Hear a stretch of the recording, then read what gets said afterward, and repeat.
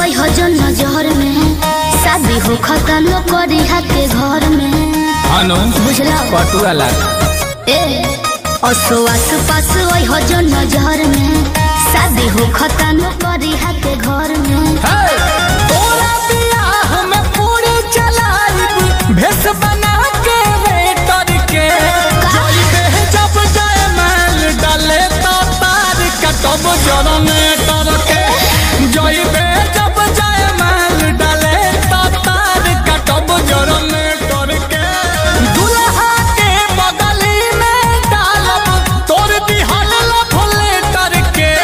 जइबे जब जाए माल डाले तो तार कटब जनरेटर अरे बाप रे जइबे जब जाए माल डाले तो तार कटब जनरेटर के जगिए भाव कर दे प्लीज ऐसा कुछ मत करना।